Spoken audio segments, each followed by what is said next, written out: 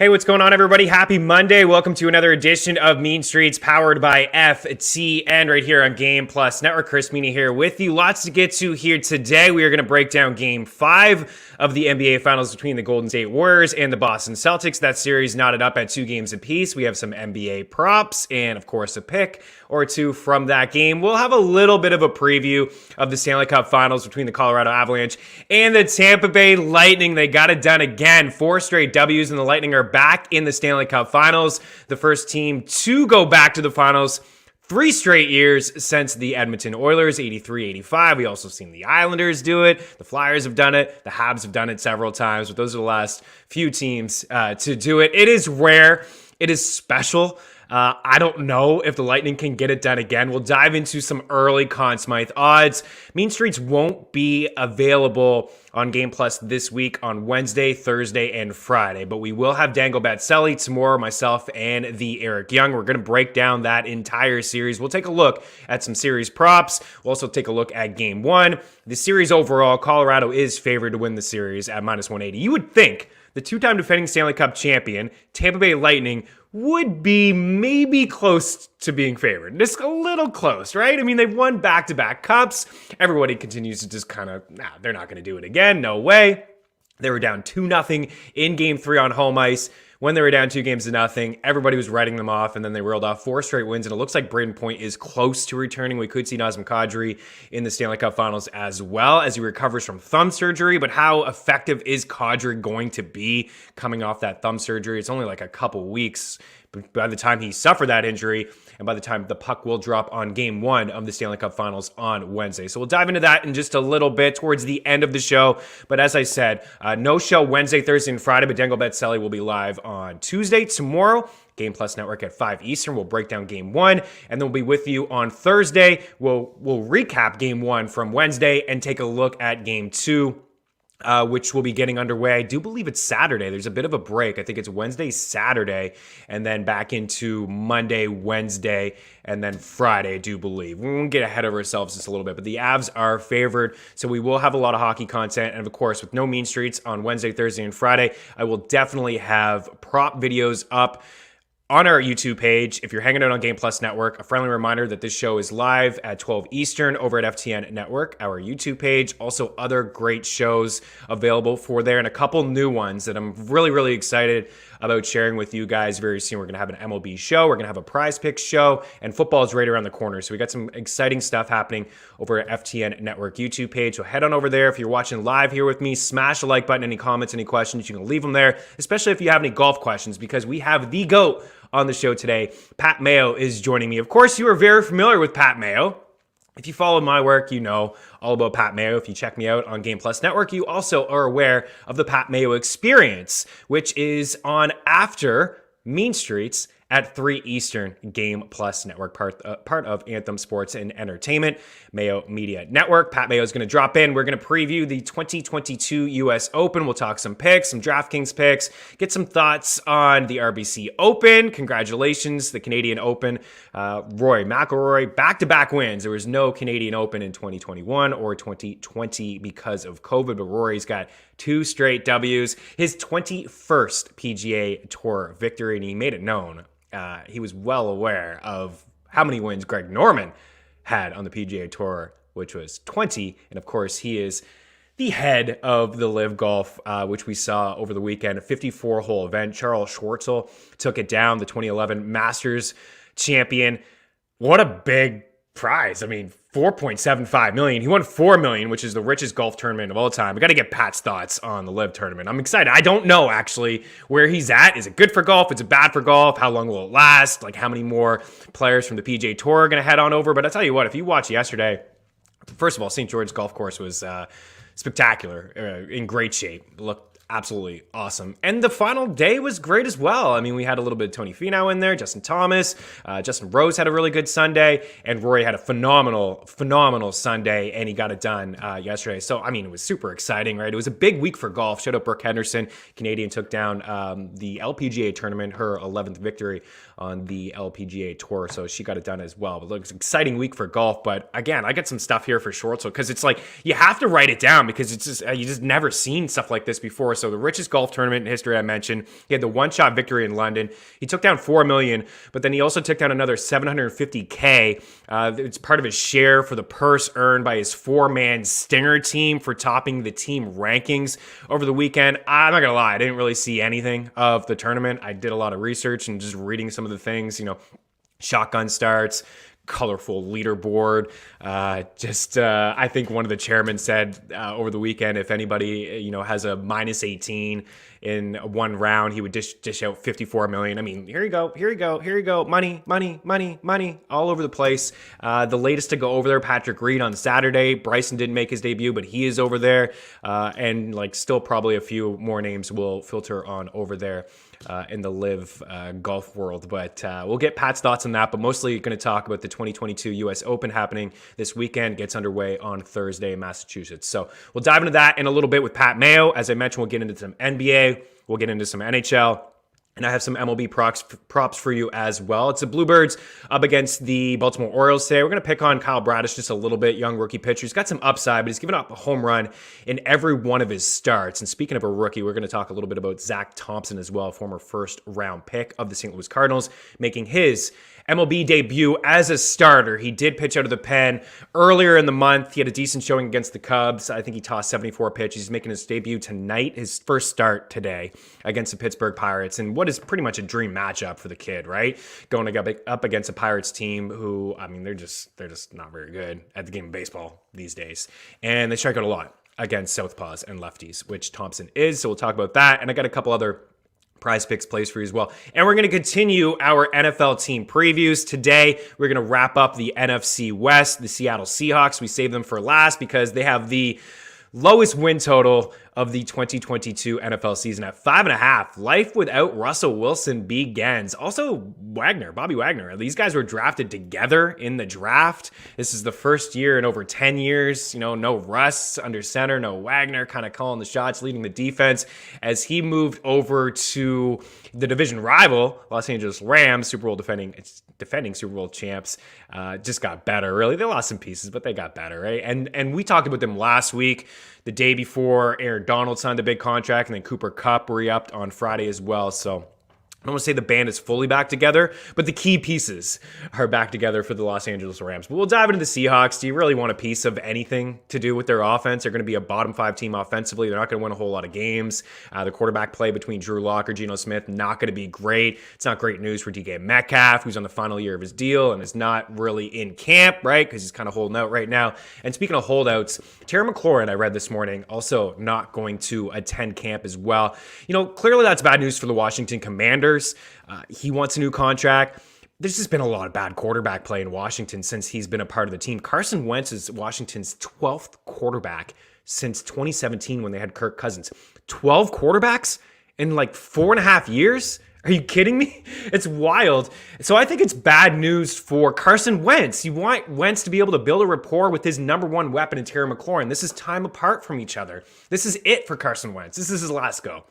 Let's be honest. Frank Reich took a shot on him, was very familiar with Carson Wentz in Philadelphia. They won a Super Bowl together. It wasn't a whole lot of Carson Wentz in the playoffs. It was Nick Foles, but it was Carson Wentz leading up to the playoffs, and he was well on his way to earning at least some MVP votes. I think we can agree. He blew out his knee, I think, in Week 15 against the Rams. He was atop the NFL MVP. He was favored to win the award, and he probably would have been. I still think he got a couple votes, even not finishing out the season. But Reich couldn't figure it out with Wentz in Indy and cut ties with him right away. So I believe this is Wentz's last go in Washington. And speaking of football, Aaron Rodgers, we do have a stat here.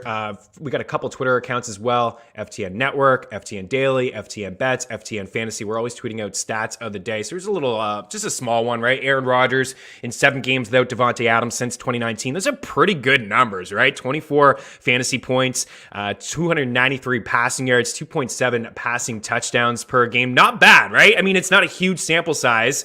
Former MVP, reigning MVP, Aaron Rodgers is going as quarterback 12 in NFFC high-stakes leagues over the last 6 weeks of just to date, June 13th here with you. So since the start of May, he's going as quarterback 12, ADP 87, Hurts, Stafford, Russell Wilson, Aaron Rodgers, Carr, Lance, Cousins. That's been the order over the last 6 weeks. Not totally interested in Aaron Rodgers. I'm just not going to lie. I think they're going to run the football a lot in Green Bay. They're going to rely on the defense. It's going to be a 1-2 punch with Aaron Jones and AJ Dillon. How early is too early for Alan Lazard? Maybe a question for just a little bit later on. I'll take a look at his ADP. I think, honestly, I think I'd 8th round, 9th round, I feel comfortable, but you may have to reach just a little bit. Christian Watson's there in the squad. I think the guy to get in Green Bay is Aaron Jones. Aaron Jones has the capability of catching 60-plus balls out of the backfield. I know it's going to be a 1-2 punch, and Dillon's going to get his touches. And inside the red zone, it may be a whole lot of, A.J. Dillon. But Jones has a knack for the end zone, a nose for the end zone, and he's a great, great pass catcher as well. I've gone 11 minutes here off the top. We got Mayo hanging by. We'll do some NBA stuff here up the next block, and then we'll bring in Pat Mayo. Keep her locked. Lots more to get to here on Mean Streets.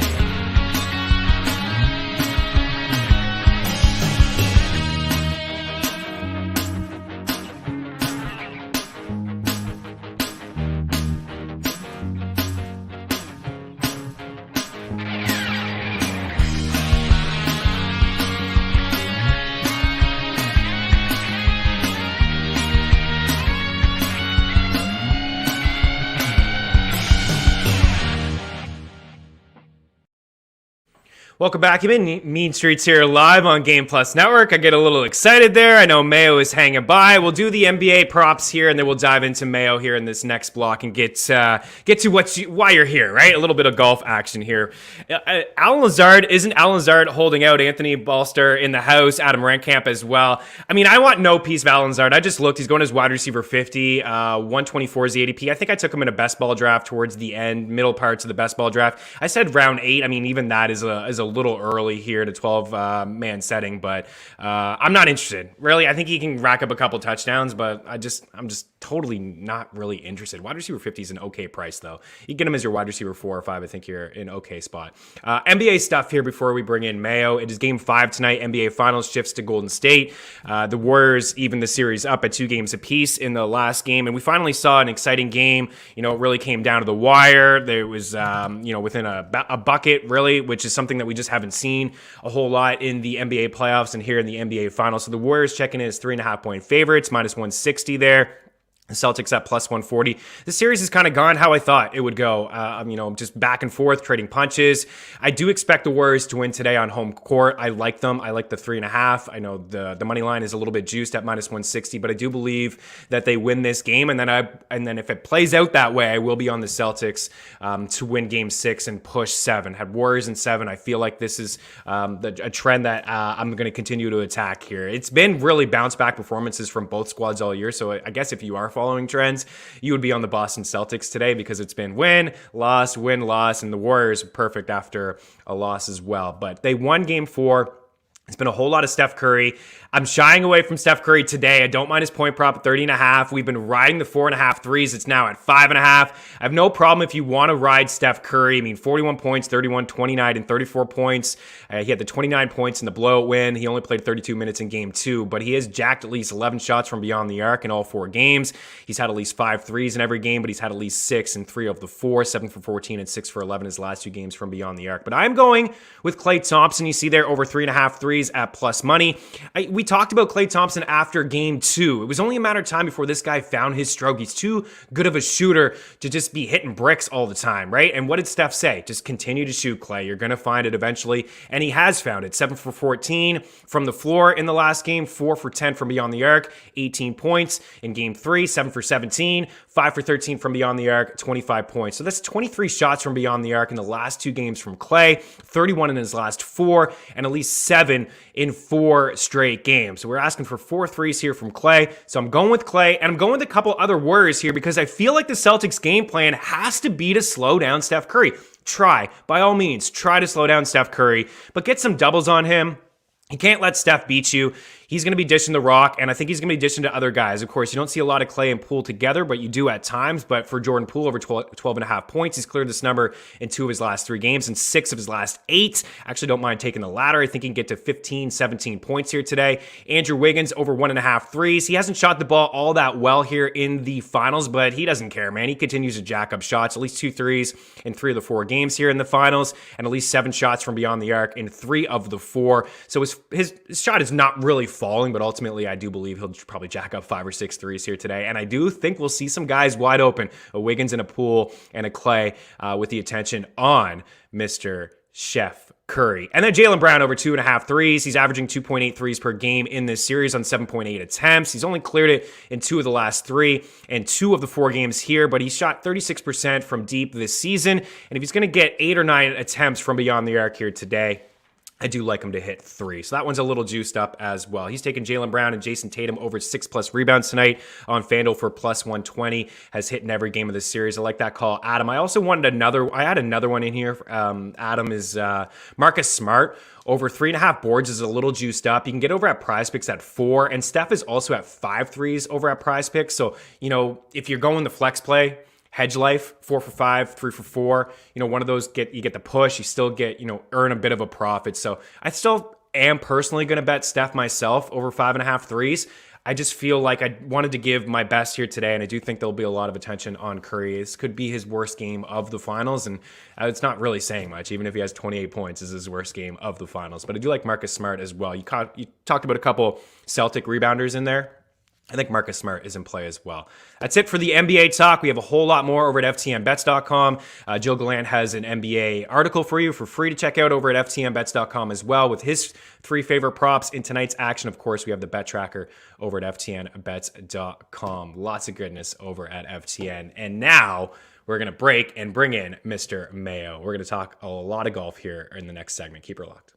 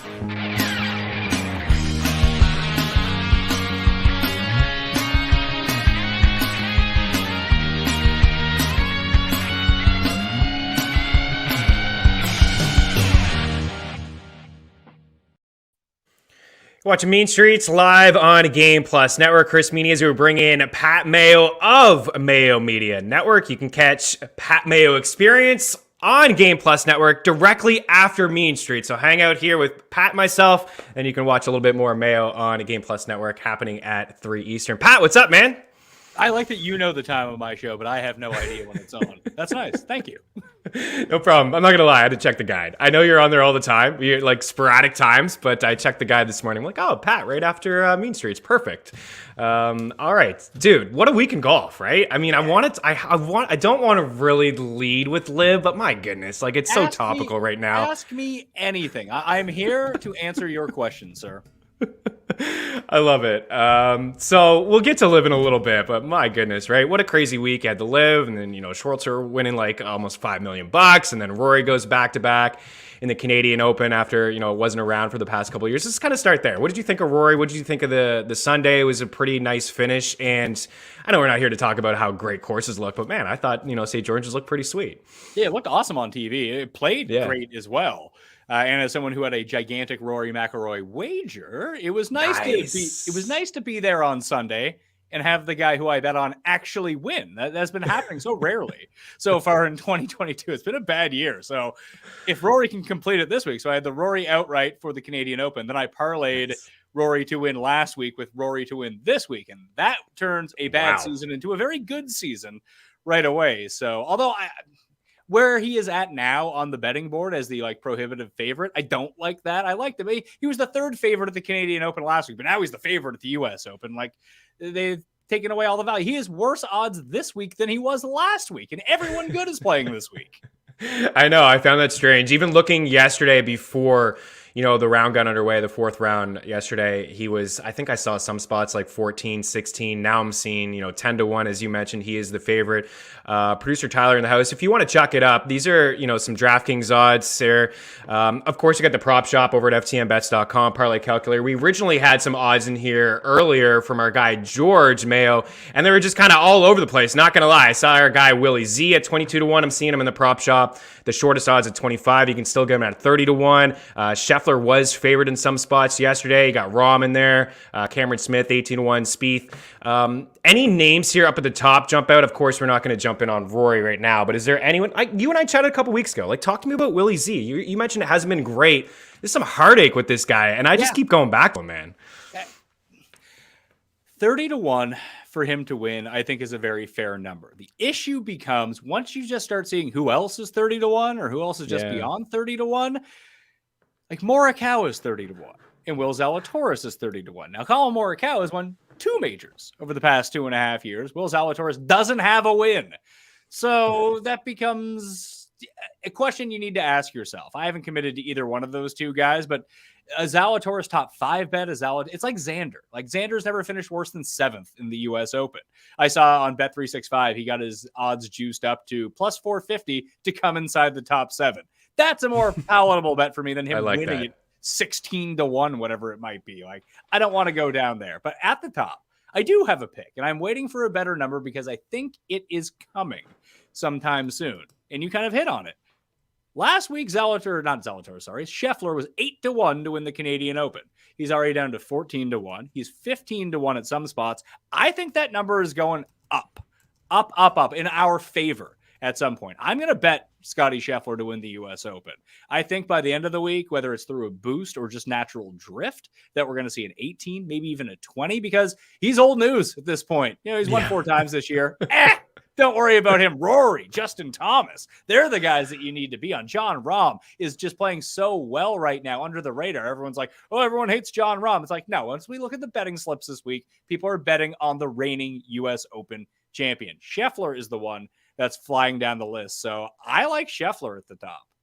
I like it. Yeah, 14-1 I'm seeing right now on DK, BetMGM, 14-1 as well. Like you said, maybe when we get closer to Thursday, as other people are just continuing to hammer Rory again, maybe we'll get a little bit of a better number there. Is there anybody else digging deeper that you take a couple long shots on? Oh, yeah, for sure. You don't want to go too crazy down the board at the US Open. Gary Woodland winning at Pebble Beach. He hit at 80-1. That's what he was week of. And that is such an outlier in terms terms of people who have won at the US Open. It's a who's who. Like the best players win this event. Generally, the best drivers of the golf ball win this event. Rahm, DJ, Brooks. Who else am I missing in here?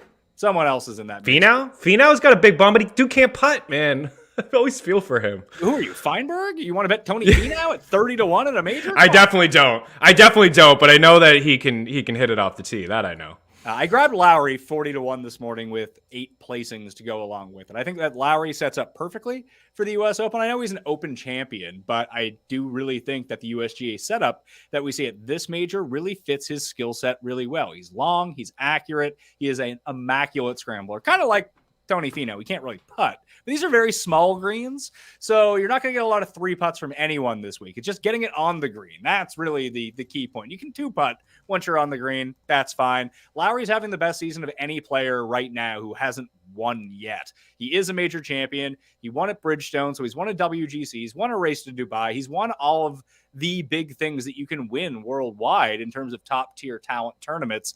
And obviously, this is probably the deepest and strongest one that there is. So I really like Shane Lowry a lot. I'm in on him at 40-1. I took Sung Jae Im at 66-1 2 weeks ago. That was the only future that I had on the board. You can still get him at 50. Of note, the most Andrew Curse player of the week. So that's not good news. Correct? It is this correct? You can go wish at Tim Anderson 87 a very happy birthday. One I will give you, though, it's 80-1 right now. I don't feel great about it, and I probably wouldn't want to play it without a top 5 or a top 8 or a top 10. Keegan Bradley's 80-1. He's from the Northeast.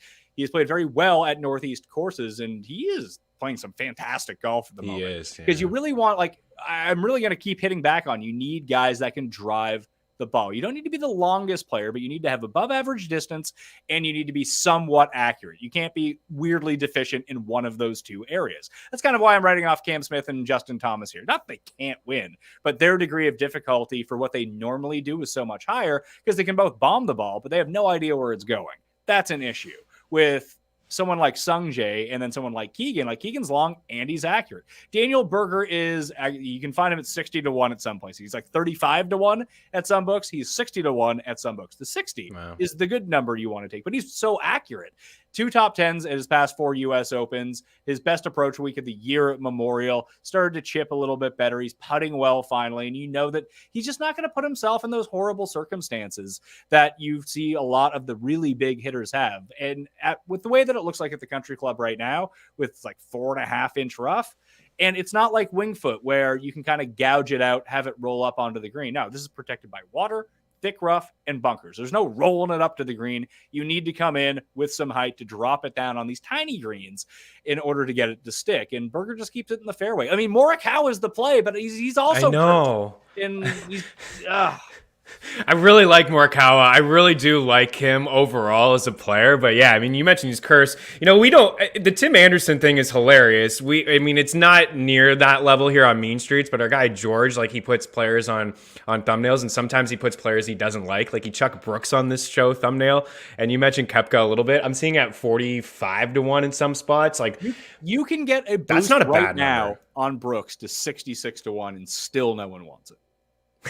Why? Because just his game's nowhere near what he was a few years ago, I guess. His game has just been piss poor over the past few months. What do you think's going on with him? I don't know. I think he got married. That helps, or he's getting That'll married. Do it. Yeah, that always throws you off.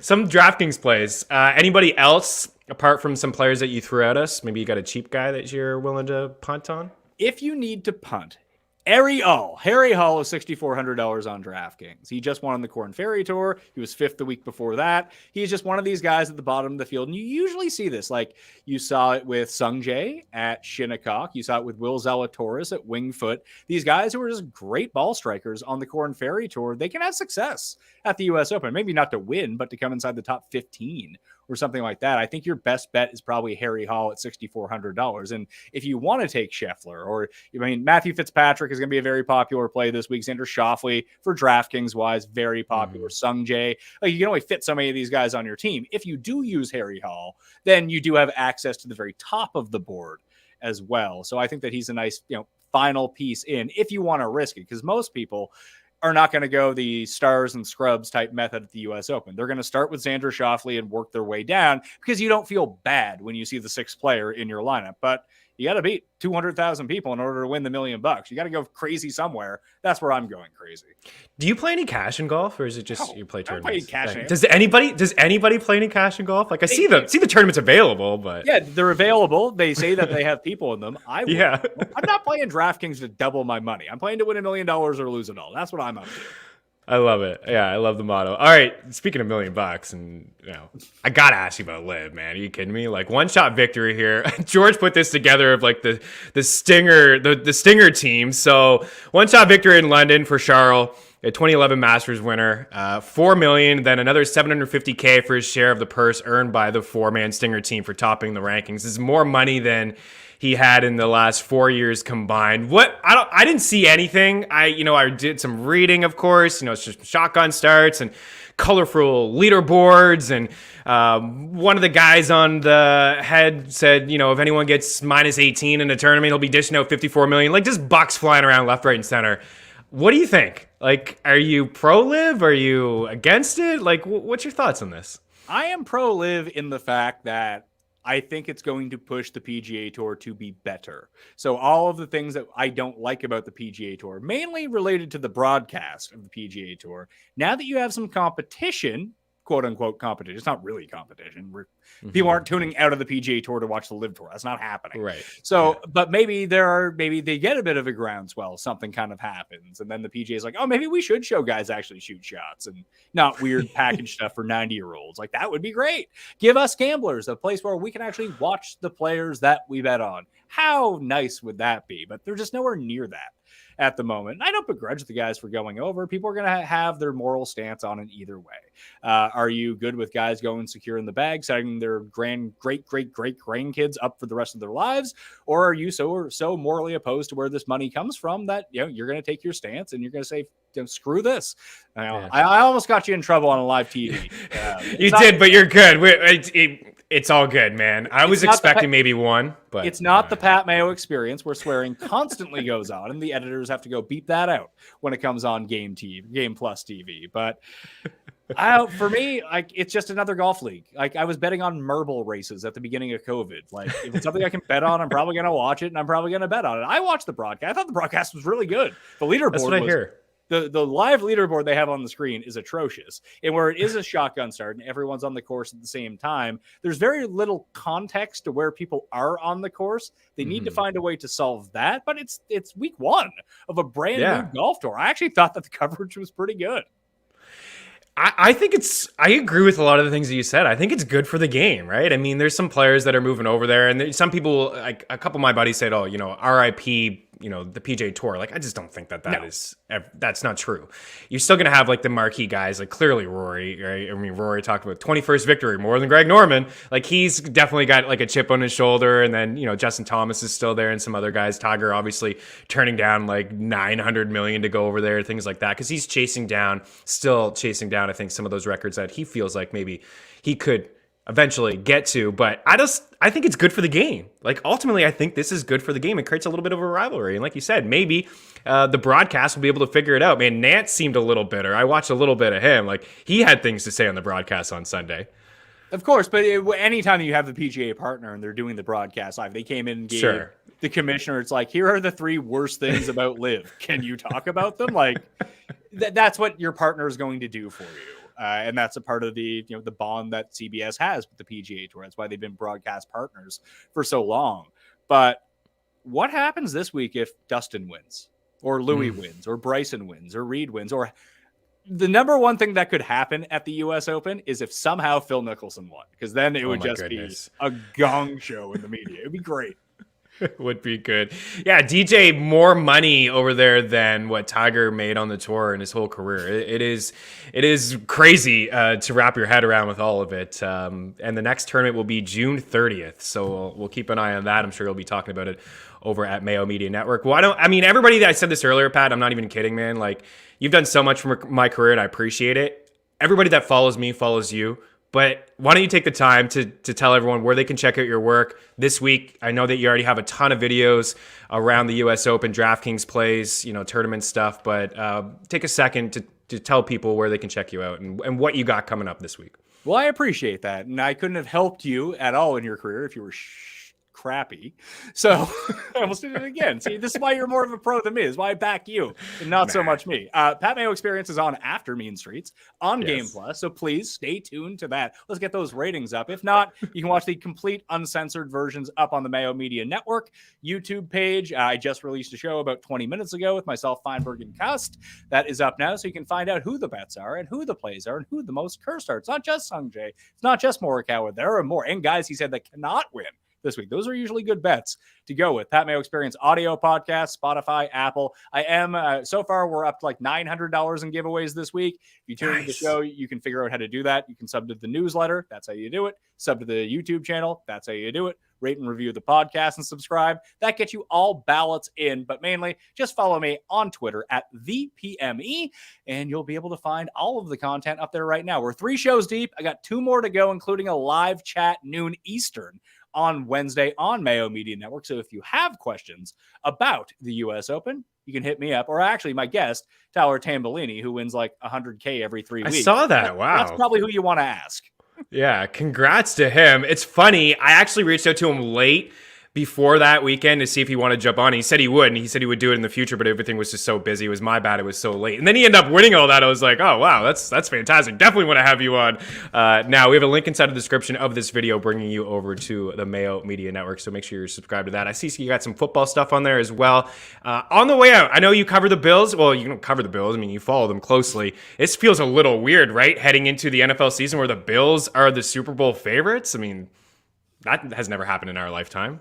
It's impossible to call anyone in the AFC a favorite at this point. You're right. There's 9 teams that could possibly win at this point. Like the margins are razor thin. I would say that the Bills are in the best position right now, but I don't know, what if Tua's like, all right, couldn't the Dolphins be good? I agree.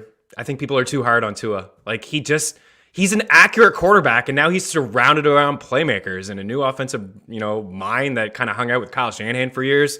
So I think that people are a little too hard on Tua. I really do, man. I mean, Justin Herbert's definitely better than Tua, but Tua still has a lot. But that's not the argument anymore. The argument is now just like people are Tua's garbage. It's like he's not garbage. He's not fine. Garbage. He's better than Zach Wilson.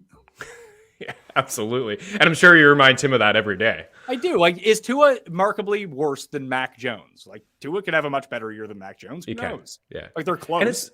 And it's so funny to have people write him off, where a couple years ago it was just like tank for Tua, tank for Tua, tank for Tua. Like, everybody loved Tua, and now we've seen him for a little bit with like no weapons, and now they bring in Tyreek Hill. I got a second year of Waddle. I mean, I agree, man. Like, Miami is going to be – it's so tough, the conference. You mentioned 9 teams. There's a lot of really good teams, but I think – most of the teams inside the division are on the rise, with the Jets still on the bottom. Sorry, sure, Anderson. But when we're talking about like Super Bowl favorite odds, like the good NFC team should be favored to win the Super Bowl just because their path is easier to get to the Super Bowl. I agree. We talked about the Rams last week on the show. They're like still 12-1, 14-1 in some spots. They have a terrific path.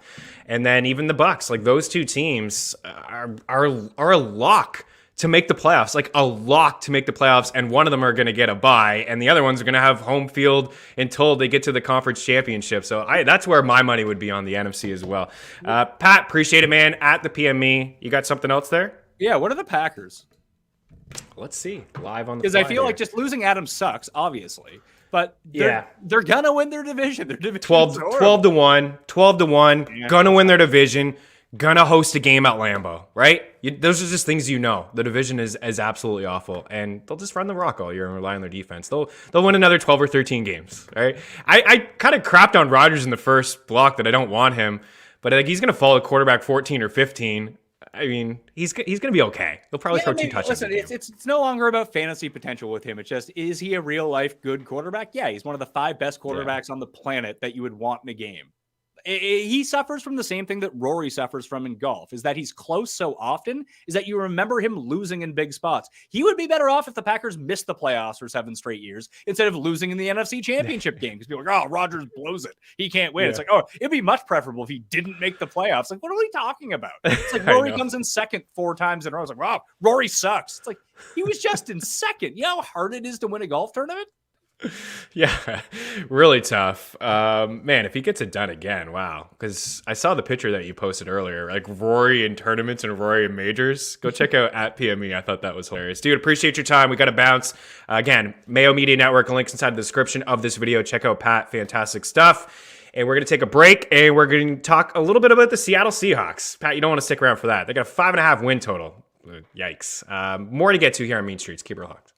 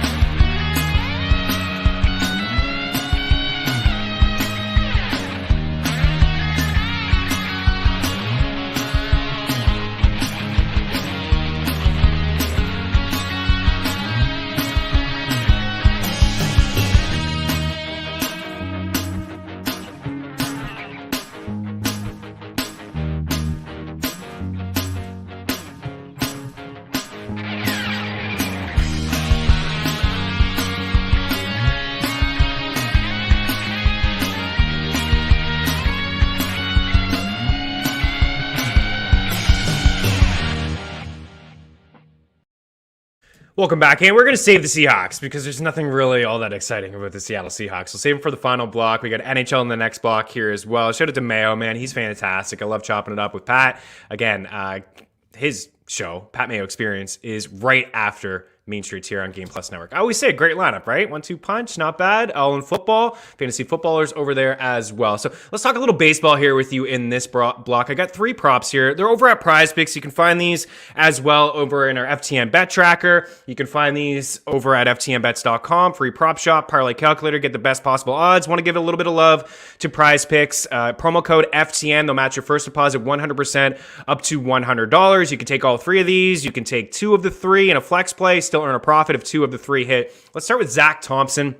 Thompson, his strikeout prop is at 4, 19th overall pick of the St. Louis Cardinals in the first round in 2019. So I mentioned earlier that this is his first big league start. He had 4 innings on June 3rd out of the pen. He only struck out 3 against the Cubs, but he tossed 74 pitches, and that's key for me, 74 pitches. He's got a matchup against the Pittsburgh Pirates here today, and the Pirates against lefties, they have a 25% strikeout rate. It's the 3rd highest mark in baseball. I think Zach Thompson, I just don't know if books really are, I feel like they're unaware of what they really want to like hammer down with him. 3.5, I'm seeing juiced up in some spots, 4.5 plus money in some spots. You take the 4 over at Prize Picks. If you want to play over at prizepicks.com, it's a simple over or under on a player's prop. Obviously, you see, I don't love overs or unders. I love overs. So I'm going with the over here. 44 AAA innings this season. 56 strikeouts for Thompson, 11.37 K per 9. And it's not like the Pirates have a lot of power. They don't walk a whole lot. Thompson had some struggles in the minors with some walks and commands that may, the command may catch up to him. But I believe that this is the first of many starts inside the rotation. Obviously, long term, but this year as well. I think he could stick inside the rotation. A good spot for him. 56 punchouts and 44 AAA innings this season. We just need 5K here today. And then Christian Javier over 5.5 strikeouts against Texas. He faced Texas not that long ago. 6 innings, 3 hits, 1 earned run, 9 strikeouts. This is his third start against the Rangers this year. He has 13 punchouts in 11 innings against Texas. He hasn't hit this number in his last 2 starts, the 5.5, but his last start he got roughed around a little bit against Seattle, and the one before that he struggled with command. Overall, a solid 3.22 ERA. 11K per 9. I think he gets to 6 strikeouts here today. And then Bo Bichette could have taken any J. Gave a lot of love to the Jays last week when they were up against a righty. We talked about Bo Bichette, Vlad Guerrero, and George Springer. And Bo Bichette had a home run and over 1.5 total bases. We had Springer for a run. He scored over 1.5 total bases. We had Vlad for a bomb. He didn't get it. It was Springer and Bo who went yard. But all 3 of these guys are absolutely in play today against Kyle Bradish, a young pitcher for Baltimore, who I do believe has been a little bit unlucky. You see the ERA, it's at 6.545. His xFIP is at 3.96. 8 starts so far, 44 hits allowed, 27 earned runs, and 10 bombs. At least 1 home run in each start, 3 homers and 7 walks in his last 2. So his command is not there. You start walking guys against the Bluebirds, and boom, a crooked number already. That's what's going to happen here. And then Bo Bichette, over 1.5 total bases. I think he's in play for a bomb. I think Springer's in play for a run scored. I think he's in play for over 1.5 total bases. I think Vlad's in play for a bomb as well. But Bo's got the team high 58 hits against righties. He's slashing 274, 309, 448. He's got 21 extra base hits against righties, 8 of them home runs. 7 of his 10 home runs of this season have come at home. A better average at home, 272. He's got a 6-game hit streak. He's got hits in 15 of his last 17 games and 4 multi-hit games over his last 5. So he's coming in pretty hot. Those are the props for me. I'm also going to be on the Blue Jays. Alex Manoah is on the bump. I think they win on the run line. And I'm going to like their team total at 5.5 plus money. I'm going to get in on that as well. But take a look at those 3 hitters for the Jays, those righties. As long as, of course, they're in the lineup, Springer, Bo, and then Vlad. That's it for the baseball. Again, we have a free pick tracker over at ftndaily.com. You can mix and match across all the sports. You can take 1 or 2 of those props with 1 or 2 of the NBA props, and away you go. NHL props on the board as well over at prizepicks.com for game 1 of the Stanley Cup Finals, which we'll dive into here next on Mean Streets. Don't go anywhere.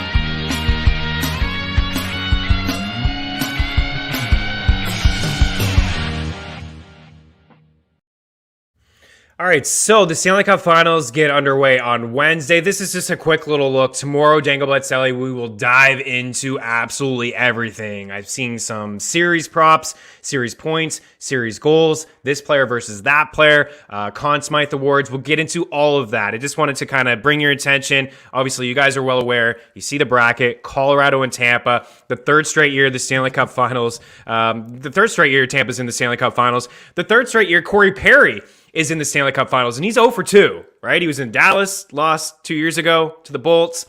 In Montreal last year, lost to the Bolts. And now he's on the Bolts, and they're not favored to beat Colorado. We have the series price here, minus 180 for the Avs, plus 155 for Tampa. It does sound like Braden Point and Nazem Kadri will both be available. Point may miss a game or two. Kadri also may miss a game or two. I think it's very important to have Braden Point on this squad to give him a little bit more offensive firepower. I'm not sold that the Avs are going to win this. I think that this series is going to go 6 or 7. Would you bet Avs to win the series in 4-3? Yes. I that's kind of where I'm at. Daily Handle is this series going the distance and giving Colorado the benefit of the doubt in Game 7. You know, Tampa's played a lot of hockey over the years. They just get it done at 5-5, and the Avs do as well. It should be fascinating. Like, no team is generating more shot attempts at 5-5 than the Avs. No team has generated fewer, like, against than the Avs. But who have they played? Nashville's pretty decent. The Oilers, they get the 1-2 punch, right? Draisaitl was, like, not 100%. Don't underestimate what Victor Hedman can do and what he has done over the past couple years. I think about Hedman when they played the Hawks a few years ago, and Patrick Kane called him the best defensive defenseman in the league. That long reach, the things that he's done in the playoffs against really strong opponents this year, last year, and the previous year. Victor Hedman, like, Nathan McKinnon is an absolute monster. He's a beast. But Victor Hedman, and Cale Makar is getting all the respect. Let's bring up the Conn Smythe odds here, if you have them there, Tyler. Like, Cale Makar is the favorite to win the Conn Smythe. And he's going to be talked about at length here in this series. But I'm not saying that Hedman's going to win the Conn Smythe, but let's be real what Hedman can bring to the table defensively. I think if you feel like the Lightning are going to win, you jump on Vasilevsky. We talked about Tampa and Dangle Bletzelli at 5-1 when they were down 2-1 against the Rangers.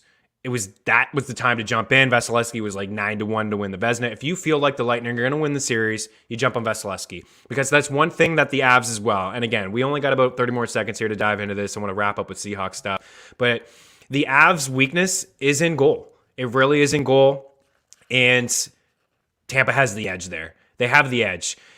Nashville didn't have UC Saros. Colorado made easy work, right? They were going up against third-string goalie in Nashville. And back and forth with Husso and Binnington, didn't have the answer. Mike Smith, let's be real. Colorado's going to be tested. They're going to be tested by the champs, be tested by a shutdown defenseman of Victor Hedman, and probably the best goalie we've seen in this generation with Andrei Vasilevsky as well. We're going to dive deeper into it tomorrow. One prop that I do like right now is Andre Palat over 1.5 goals at plus 140 over at DraftKings. He's been hot. He's on that top line. He's not going to get removed from that top line. I think he has at least 2 goals in this series against Darcy Kemper. That's it for now. We'll dive into it a little bit more, but I do have the lean with the Avs, but I do think this series goes 7. We're going to talk Seahawks for like a couple minutes here on Mean Streets. Keep her locked.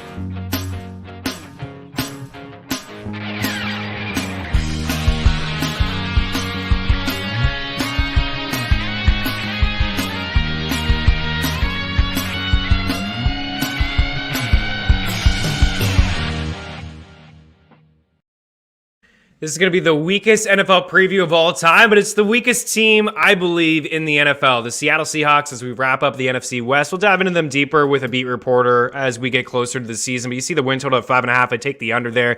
They have no shot to win the West. They have no shot to win the NFC. They have no shot to win the Super Bowl, and that's just the way it is, honestly. Like 7-10 last year. Life begins without Russell Wilson and Bobby Wagner for the first time since 2012. For the first time, a quarterback under center not named Russell Wilson. They flipped him to Denver. You know all about it. To the Broncos, 2 firsts, 2 seconds, a 5th. Noah Fant, Drew Lock, Shelby Harris. A lot of pieces going the other way. Seattle had 3 picks 2 years ago in the NFL draft. They had 9 this past year. They're clearly on the rebuild. I wouldn't be shocked if DK Metcalf was flipped or Tyler Lockett flipped as well. As we transition over to some of their weapons, these are where these guys are going in NFFC drafts. You see Drew Lock, and I'm not even told that he's going to be the quarterback. I think it could be Geno Smith. I think he did okay last year. We had a little bit of a glimpse of what life would be like without Russell Wilson last year, and it was not good. It was not pretty at all. DK Metcalf was okay, actually. You could argue that he was maybe a little bit better last year with Geno Smith and Russell Wilson, who dealt with a finger injury and missed some time. But you see Kenneth Walker there, RB26, they drafted early last year, or this past draft. Rashad Penny, RB33. Chris Carson, DK Metcalf, Tyler Lockett, Noah Fant. Chris Carson, I think the writing is on the wall with him. I believe that he is done dealing with a neck injury, and also like they just drafted Walker fairly early, so I think that tells you all you need to know about Chris Carson's health. Rashad Penny, he hasn't been healthy over the past few years. That tells you a little bit how they feel about Rashad Penny as well. I mean, phenomenal. He probably won you fantasy football championships last year. He was really good down the stretch. I think I have a little bit of interest in Walker because I do believe this will be a run-first team. They're going to run the rock a lot, but just having a running back linked to a bottom 5 offense is not ideal. But I do believe it's only a matter of time before he's the lead dog over Penny. And like I said, Penny just hasn't been able to stay healthy. So I think Walker could fall into like 20 touches a game. But again, the offense is not great. I think if he's your RB3, you're loving it, but to draft him inside the top 75, potentially as your RB2, I don't think it's ideal. That's it for now. Like I said, we'll dive into Seattle a little bit later on, when the season gets closer, but I'm not in on Lockett. I think Lockett suffers the most not having an accurate quarterback like Russell Wilson. Drew Lock, you look at some of the numbers, he wasn't able to, oh my goodness, right? Sutton and Judy, these guys weren't able to catch anything that Drew Lock threw their way. And if you think Lock is just going to straight up throw the ball a ton, I mean, they wouldn't let Russell Wilson cook in Seattle, so you know that they're going to run the rock a lot in Seattle as well. Seahawks, worst team in football. I say 4 wins. Don't even need to go over their schedule. 4 wins, tops. We're out of here. Thanks to Mayo. More golf tomorrow. Lots more goodness here on Mean Streaks. Thanks for taking the time to hang out. We'll chat to you then. Cheers.